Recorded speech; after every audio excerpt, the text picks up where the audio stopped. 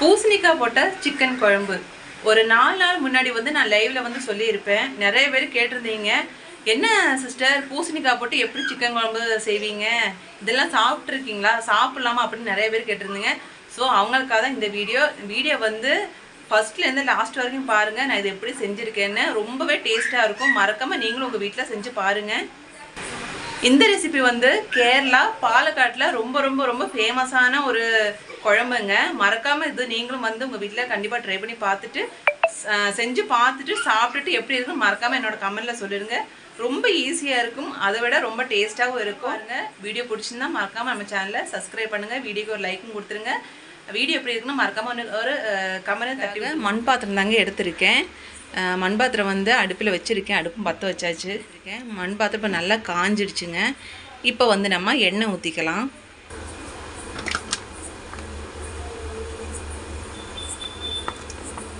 எண்ணெய் ஊற்றிட்டேன். எண்ணெய் வந்து கொஞ்சம் நல்லா காயட்டும். இதுக்கு தேவையான பொருளெல்லாம் நான் எடுத்து வச்சுருக்கேன். பட்டை, இஞ்சி பூண்டு பேஸ்ட்டு, தக்காளி, அப்புறம் மசாலா வகைகள், வெங்காயம், பூசணிக்காய் கட் பண்ணி வச்சுருக்கேன், சிக்கனும் எடுத்து வச்சுருக்கேன். இது வந்து எலும்பாக இருக்கணும். இந்த மாதிரி எலும்பாக இருந்தால் தான் குழம்பு வந்து ரொம்ப டேஸ்ட்டாக இருக்கும். இந்த மாதிரி மண் பாத்திரத்தை செய்யும்போது எந்த குழம்பா இருந்தாலும் டேஸ்ட்டு வந்து ரொம்ப சூப்பராகவே இருக்குங்க. அதனால் நான் எப்போதுமே நான்வெஜ்ஜு செய்யும்போது மண் பாத்திரத்தை தாங்க சமைப்பேன். இப்போ வந்து எண்ணெய் வந்து சூடாயிடுச்சு. அந்த இலையை போட்டுக்கிறேன்.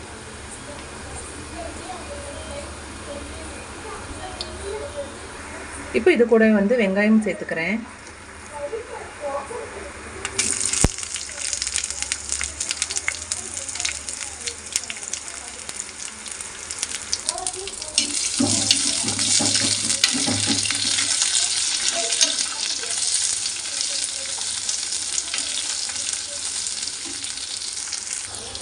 இப்போ இந்த வெங்காயம் வந்து ஓரளவுக்கு வந்து வதங்கிடுச்சு. இப்போ நம்ம இது கூட இஞ்சி பூண்டு பேஸ்ட்டு சேர்த்துக்கலாம்.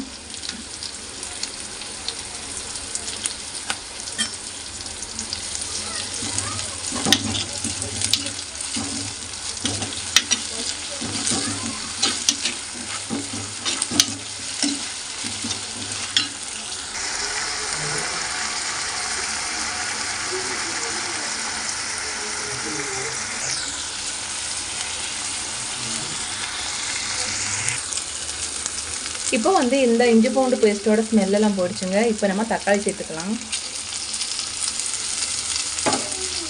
தக்காளி சேர்த்து நல்லா வதக்கி விட்டுடலாம்.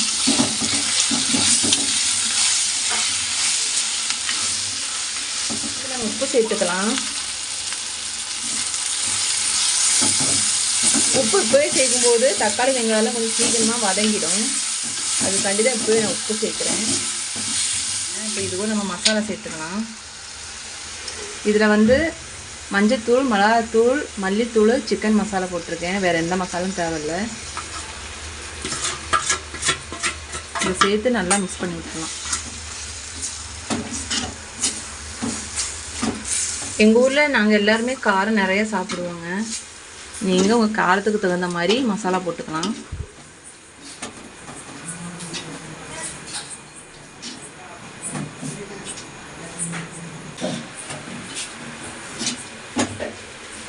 இப்போ இந்த ஸ்டேஜில் வந்து நம்ம சிக்கன் சேர்த்துக்கலாம்.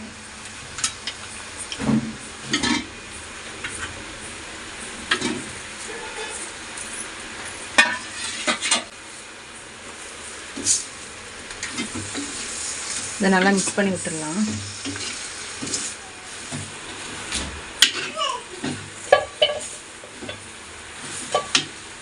நல்லா மிக்ஸ் பண்ணி விட்டுட்டேன். இப்போ வந்து இதில் நம்ம இதில் பூசணிக்காய் சேர்த்துக்கலாம்.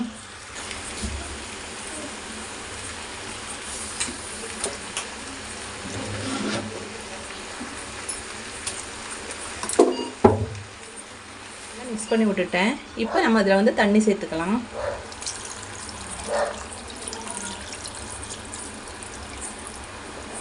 இந்த சிக்கனும் இந்த பூசணிக்காயும் வேகிற அளவுக்கு தண்ணி ஊற்றினா போதும்.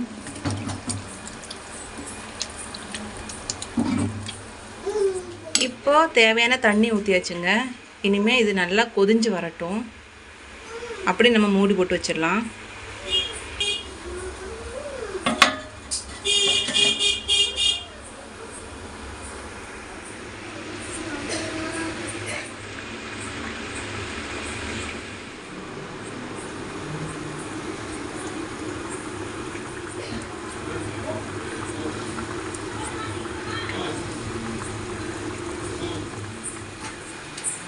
சிக்கன் வந்து சீக்கிரம் வெந்துருங்க. ஆனால் பூசணிக்காய் வந்து சீக்கிரமாக வேகாது.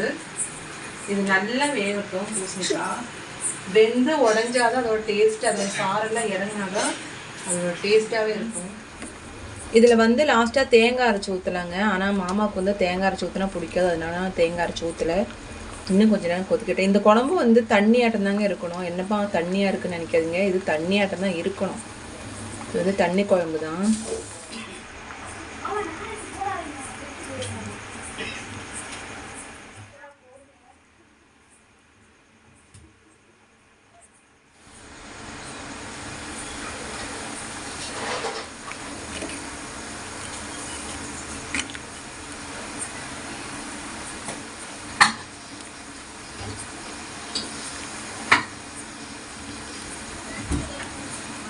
பூசணிக்காய் போட்ட சிக்கன் குழம்பு ரெடி ஆயிடுச்சு.